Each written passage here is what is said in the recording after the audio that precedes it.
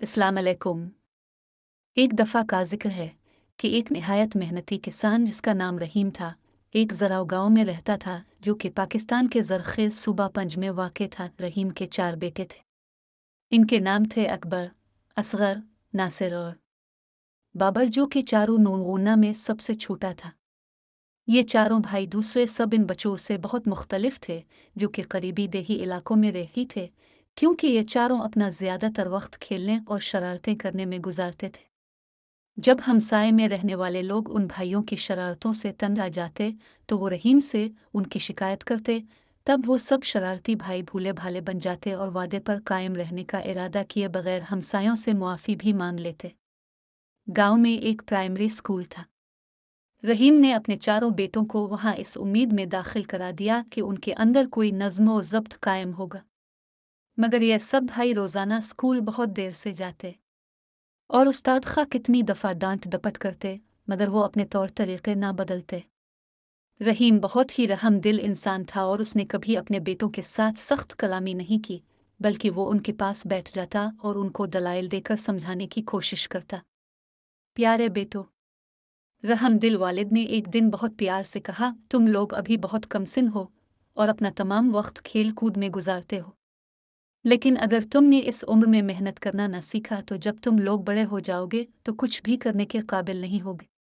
सब बेटे एक ज़बान होकर बड़े जोश से कहते, अब्बा जान, आप बिल्कुल फिक्र ना करें, हम बहुत जल्द सब कुछ सीख लेंगे, हम वादा करते हैं। लेकिन जैसे ही उनके वालिद उन्हें एक और मौका देने के लिए राजी होती तो चारों भाई अपना वादा फौरन भूल जाते और जल्द ही अपने पुराने तौर तरीकों पर उतर आते और वो जिधर भी निकल जाते शरारतें करते, तबाही और बर्बादी ढाते नजर आते। अगर कोई उनसे कोई काम करने के लिए कहता तो वो सब तरह तरह के बहाने बना देते, जबकि दरअसल ये चारों भाई निहायत सुस्त और काहिल थे। फिर इसी तरह दिन, महीने और साल गुजर गए और ये चारों बढ़कर जवान हो गए। उन्होंने पढ़ना लिखना बिल्कुल ना सीखा और न ही उन्होंने खेत पर कोई काम वालिद की मदद के लिए किया। वो हमेशा एक दूसरे को अपनी मन घड़त फजूल बातों और मुश्किलात के लिए इल्ज़ाम देते रहते और इनमें से किसी एक ने भी कभी एक दफ़ा भी अपने बुरे तौर तरीक़े के लिए अपनी जिम्मेदारी कबूल नहीं की। आखिर रहीम एक ज़ईफ़ और बुरा आदमी हो गया, मगर वो फिर भी खेत पर सारा दिन खुद अकेला ही काम करने पर मजबूर था। ये काम एक बूढ़े आदमी के लिए बहुत मेहनत का था और रहीम को वो दिन बहुत मुश्किल लगने लगे थे। फसल की पैदावार में भी कमी आ गई और उसके साथ ही इस दौलत में भी, जो कि वो फसल को मंडी में बेचकर हासिल कर सकता था। रहीम और उसकी बीवी अपने मुस्तकबिल के बारे में बहुत परेशान थे, मगर वो चारों भाई उन वाक़यात के बारे में बिल्कुल भी परेशान न होते थे। कभी कभार वो खेत में अपने वालिद की मदद करने चले जाते, लेकिन ज़्यादातर अपने बचाव की खातिर बहाने बनाते रहते। वो तमाम दिन सिर्फ निकम्मियों बैठे रहते, खाते पीते और आराम से सोते। अगर कभी कोई अकबर से कहता कि वो खेत पर जाकर अपने वालिद की मदद करे, तो वो कहता कि दूसरे तीनों में से कोई जाकर मदद करे, क्योंकि मेरे तो सर में दर्द है, वगैरह वगैरह। इसी तरह हर एक भाई को जब भी कोई किसी काम करने को कहता तो वो इसी किस्म का बहाना बना देता और इनमें से हर एक अपने दूसरे भाइयों में से किसी एक को वो काम करने के लिए पेश कर देता।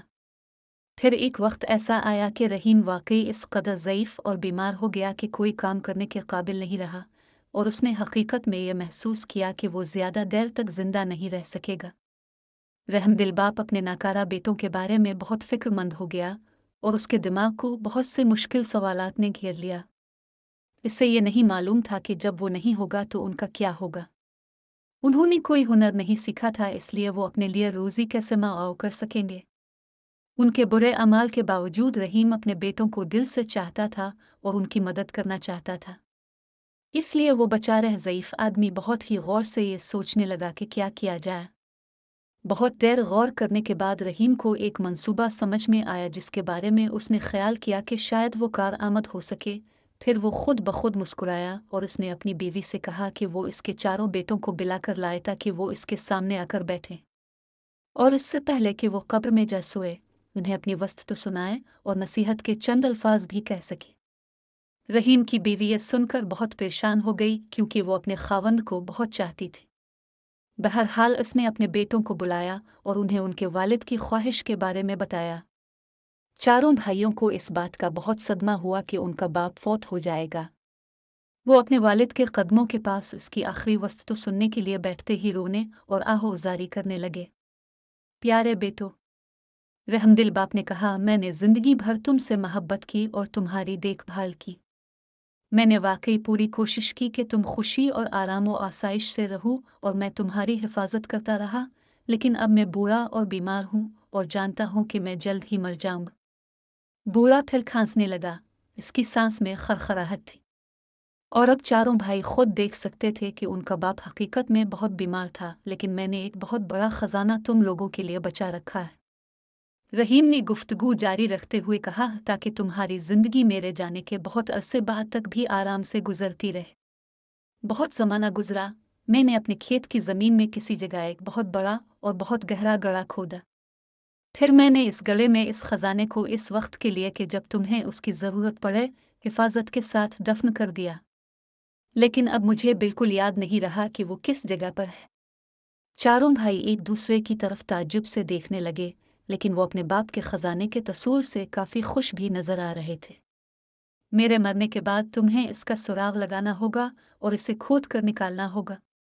रहीम ने बात जारी रखी, फिर तुम अपने चचा से, जो कि इस वक्त खानदान में सबसे बड़े होंगे, दरख्वास्त करना कि वो इस खजाने को तुम चारों के दरमियान बराबर हसूओं में तकसीम कर दें। इसके लिए आपस में झगड़े मत करना, अपने चचा के फैसले की तज़ीम करना। याद रखो कि अपने बड़ों की इज्जत करना हमारी तहज़ीब का एक अहम हिस्सा है। तुम्हें उनकी इज्जत करने को अपना फर्ज समझना चाहिए। चारों भाई खेत में दफन किए हुए खजाने को फौरन ही ढूंढने के लिए मुस्तरिब नजर आने लगे। रहीम ने यह जाहिर किया कि उसने अपने बेटों के इस रोई को देखा ही नहीं, और उसने अपनी तकरीर जारी रखी। एक और नसीहत जो कि मैं तुम्हें डाल लेनी चाहता हूँ वो ये है कि तुम लोग एक दूसरे के साथ कभी मत लड़ना। तुम्हारे दुश्मन तुम्हें मंसूबाबंदी और साजबाज करने के लिए उकसाएंगे, लेकिन कुछ भी हो जाए तुम चारों हमेशा मुत्तहिद रहना। मिलजुल कर तुम सब बहुत ताकतवर रहोगे और कोई भी तुम्हें नुकसान नहीं पहुंचा सकेगा। और किसी को भी इस खजाने के बारे में इस वक्त तक मत बताना जब तक तुम्हें वो मिल ना जाए। जब रहीम ने अपनी तकरीर ख़त्म की तो उसने आनखें बंद कर लें। फिर वो जल्द ही फौत हो गया। अपने वालिद के जनाजे और तदफीन के बाद उन भाइयों ने अपने खेत के दूसरे सिरे से खोदने का फैसला किया। उन्होंने अब तक अपनी ज़िंदगी बहुत सस्ती, काहिली, आराम और आसाश में गुजारी थी, इसलिए खेत के थोड़े से हंसियों को खोदना भी उनको बहुत मुश्किल लगा। सुस्त और काहिल सब भाई जल्द ही हार कर घर पर आराम करने के लिए चल दिए। अगले दिन फिर ऐसा ही किया, फिर इससे अगले दिन और इससे भी अगले दिन ऐसे ही करते रहे, यहाँ तक कि आहिस्ता आहिस्ता मगर यकीनन खेत का ज्यादातर हिस्सा भाइयों ने खोद ही लिया। इनको इसी तरह काम करते महीना भर और गुजर गया, मगर उन्हें दफन किया हुआ खजाना नहीं मिला। वो किसी और से इसका जिक्र भी नहीं करना चाहते थे और न ही किसी की मदद लेना चाहते थे, क्योंकि वो इस खजाने में किसी और को हिस्सादार नहीं बनाना चाहते थे। वो सब खुदाई करते करते बहुत थक गए थे, मगर इनमें से कोई भी इस खजाने को छोड़ना नहीं चाहता था।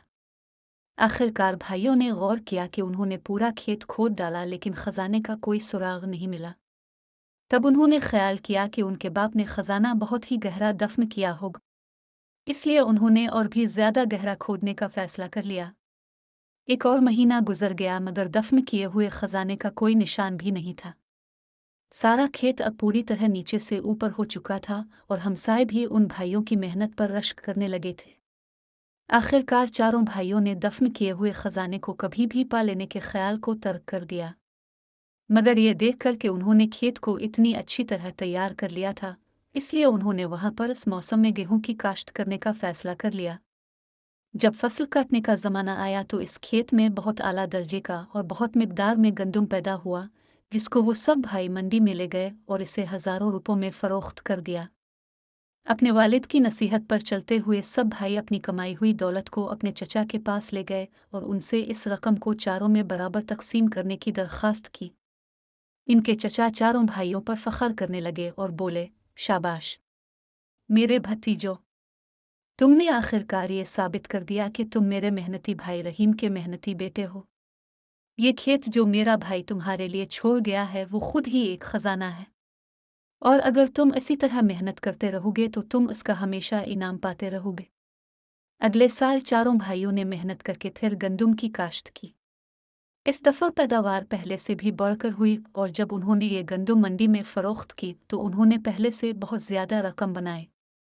कुछ साल तक इसी तरह काम करने के बाद चारों भाई काफ़ी अमीर हो गए और अपने काम में भी खुश रहने लगे। आखिरकार ये वाज़े हो गया कि अकबर, असगर, नासिर और बाबर ने दफन किए हुए ख़जाने के मुम्मियों को हल कर लिया कि असल ख़जाना तो मेहनत और तरतीबी निताम का सिला था। चारों भाई अपने वालिद की होशियारी और दूरबीनी पर फ़ख्र करते थे, क्योंकि सिर्फ वही था कि जिसने उनको मेहनत, नज़्म व ज़ब्त, इत्तेहाद और अपने बड़ों की तज़ीम की फ़जीलत का सबक दिया था।